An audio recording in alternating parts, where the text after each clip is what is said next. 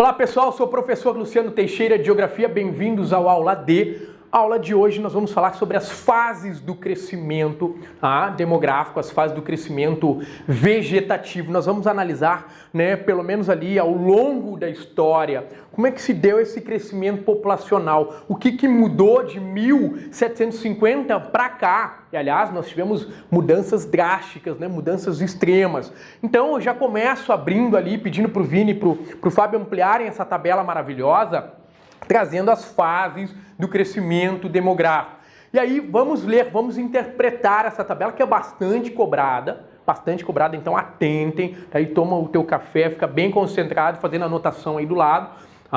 Reparem nessa linha azul, numa primeira coluna, nessa linha azul nós vamos ter aqui, ela vai dando uma certa continuidade, depois ela tem uma queda brusca no centro e depois ela continua baixa. E a linha que está bem na parte de baixo dessa imagem, essa linha aqui horizontal, ela vai representar o tempo. Então olha só, a linha azul representa a taxa de natalidade e a linha vermelha representa a taxa de mortalidade, ok? Agora volta para mim. O que eu preciso observar? Que até 1750, o que nós chamamos de pré-revolução, nós tínhamos até 1750, o que nós chamamos de pré-revolução, a linha azul, uma alta taxa de natalidade. Então, um número muito grande de pessoas nascendo, ok? Então, poderíamos pensar, meu Deus, nós não tínhamos métodos contraceptivos, nós não tínhamos preocupações médico-sanitárias, as áreas eram completamente insalubres, enfim, muitas pessoas nascendo. Perfeito. Mas ao mesmo tempo que nós tínhamos muitas pessoas nascendo, numa primeira fase que vai até 1750, que é chamada de pré-revolução, nós tínhamos também muitas pessoas morrendo. Então isso representa um pequeno, este é o estranhamento que eu quero causar, isso representa um pequeno crescimento populacional. Porque vocês deveriam pensar, meu Deus, até 1750, o crescimento populacional ele é pequeno. Sim, porque ao mesmo tempo que a natalidade era muito alta, a mortalidade também.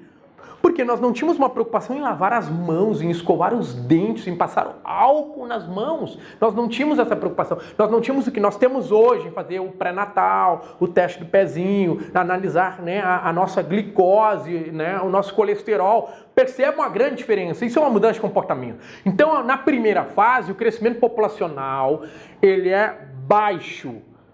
E este período ele vai até 1750, crescimento populacional baixo.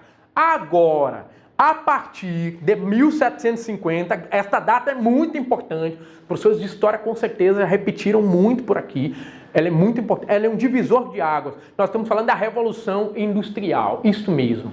E esta Revolução Industrial, no primeiro momento, é na Inglaterra.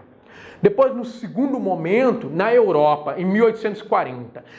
Acompanhada dessa revolução industrial, nós vamos ter a revolução agrícola, a revolução sanitária. E aí nós vamos inserir essas técnicas, esse conjunto de técnicas, essas informações, essas inovações, nós vamos inserir no meio. Então nós vamos ter uma mudança de comportamento, nós vamos inserir tecnologia. O trabalho ele vai deixar de ser manual e vai se tornar um trabalho mecanizado. Perfeito? E essa mudança, que é a Revolução Industrial, ela é na segunda fase. Então, a segunda fase do crescimento populacional, a segunda fase do crescimento demográfico, ela é de 1750 até 1950 na Europa. E aí, o que a gente vai observar aqui? Que a partir do momento que esse conjunto de informações e técnicas são inseridos, nós vamos ter uma redução na taxa de mortalidade, nós vamos ter um declínio da taxa de mortalidade, mas a natalidade vai continuar alta. Então, olha só, o que a gente está observando aqui? Uma explosão demográfica. Queda na taxa de mortalidade, perfeito, mas a natalidade continua alta, portanto, explosão demográfica. E esse período 1750 até 1950 na Europa, a explosão demográfica. Atentem isso, porque depois eu vou fazer um link com uma teoria demográfica. Então, explosão demográfica nesse segundo momento aqui. Perfeito? É claro, Depois nós vamos ter esse conjunto de técnicas, informações, essa industrialização, né, essa inovação, né, no campo do trabalho, essa mudança de comportamento, ela vai se espalhando pelo mundo inteiro. Então nós vamos ter depois, tá, com o passar dos anos e o maior tempo de estudo da população, processo de urbanização, melhoria das condições médico-sanitárias, métodos contraceptivos, nós vamos ter uma redução não só da mortalidade, mas como a natalidade também, que é a terceira fase do crescimento populacional.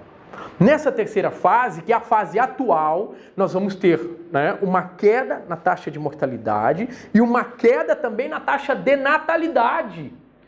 Percebam isso, né? A gente pega lá a nossa bisa, que teve 10 filhos, 12 filhos. A minha avó, que era de Bagé, teve 18 filhos. Isso, 18 filhos.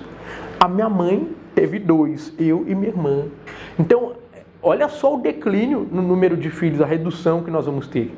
Perfeito? Então, nós estamos falando aqui de 3 fases desse crescimento demográfico. Na primeira fase, o crescimento ele é baixo, ele é pequeno. Segunda fase, crescimento ele é alto, nós vamos ter a nossa explosão demográfica. Terceira fase, crescimento baixo, ok? Que é a fase atual. Então, queda na taxa de mortalidade, queda na taxa de natalidade. Isso se dá pela mulher no mercado de trabalho, planejamento familiar, métodos contraceptivos, urbanização, saneamento básico, maior tempo de estudo, revolução social, que é a mudança de comportamento, a mudança de pensamento. E ainda temos um pensamento extremamente retrógrado, perfeito? Mas estamos mudando aos poucos, uma evolução. Né? A mulher, antigamente, ela era considerada como que? Com a mulher que tinha que ficar em casa, que, né? Bela, recatada e do lar. Né? Agora nós rompemos com isso, a mulher ingressa no mercado de trabalho. E isso já representou uma enorme mudança também, perfeito? E impactou na linha, sim senhor, porque a mulher agora ela vai tomar essa decisão, ela se tornou, né, chefe, né, dona desse lar, chefe de casa também, né, rompendo aos poucos com essa concepção, né, com essa herança patriarcal, o machismo, ok? Rompendo aos poucos. Eu sei que, né, essa luta continua. E aí nós vamos observar também uma quarta fase, mas esta quarta fase, né, ela se dá nos países mais desenvolvidos, países ricos, como Canadá, Alemanha, Noruega. E nesta quarta fase, perfeito? Estes países, os governos, eles vão incentivar, eles vão criar programas, mecanismos para incentivar o número de filhos. Por quê? Porque a população está envelhecendo. A população está envelhecendo e eles precisam de jovens. Não, mas por que precisa uma população mais jovem? Para repor, né, essa população no mercado de trabalho. Então, no momento que a população vai envelhecendo, nós vamos ter um gasto, né, muito mais alto com uma questão da previdência, com a aposentadoria, e precisamos, ao mesmo tempo, repor uma força de trabalho. Ok? E aí, nessa quarta fase, Canadá, Alemanha vão criar mecanismos para incentivar essa natalidade. Um exemplo, a Rússia tem hoje apenas 144 milhões de habitantes, ela criou o Dia da Comunicação Familiar. Ela criou um feriado, né, para possibilitar que os casais se encontrassem, porque nesse ritmo alucinante, né, desses casais eles saindo de segunda a sexta, às 7 da manhã, retornando à meia-noite nesse ciclo, né, como é que você vai pensar, né, em criar uma família?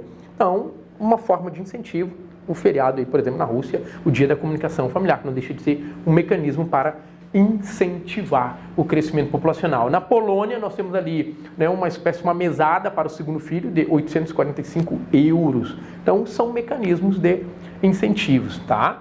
E aí, agora, eu aproveito para chamar a atenção de vocês aqui, tá? Pegando o continente europeu e o continente africano, ok? E aí nós vamos ter na linha, Vini, Fábio, ampliem, por favor, essa imagem. Nós vamos ter aqui década de 1950 até 2100, tá? E aqui a população, ok, em milhões, tá?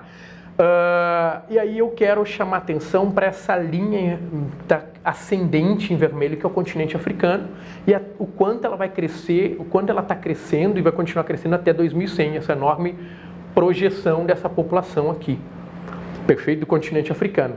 E o quanto a Europa vai se manter, de certa forma, até 2100 estável, aí lembrando aquele conceito lá do início da aula. maior tempo de estudo, maior desenvolvimento, maior renda, menor será o número de filhos. Como nós temos uma precariedade no continente africano, porque ele é completamente esquecido, ele é lembrado na hora, né, de explorarem os seus recursos como diamante, ouro, cacau, ferro, alumínio, né, o nióbio, urânio, ok? Ele é lembrado nesse momento, mas não existe uma preocupação séria, né, em destinar uma grande verba para solucionar a fome. Em pouquíssimo tempo, em 3, 4 dias, levantaram 2,5 bilhões de euros para recuperar Notre Dame. O que eu acho óbvio que ela deve ser recuperada. Mas há quanto tempo estão pedindo ajuda para solucionar a fome no chifre da África, na Somália, no Quênia, Etiópia, Sudão, Djibouti? Tire suas próprias conclusões. Ok, acabou. Valeu. Até o próximo encontro.